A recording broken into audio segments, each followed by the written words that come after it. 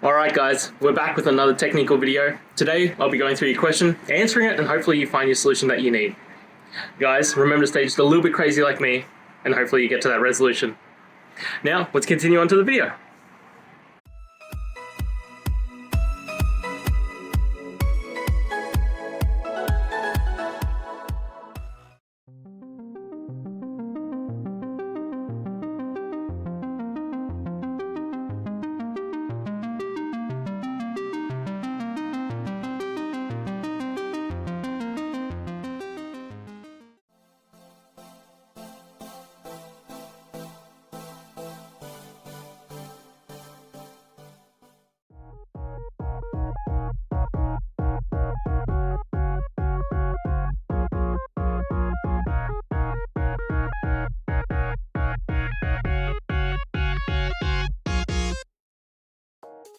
I hope that video helped find the resolution you're looking for. If it did, guys, I'd appreciate it if you could hit subscribe.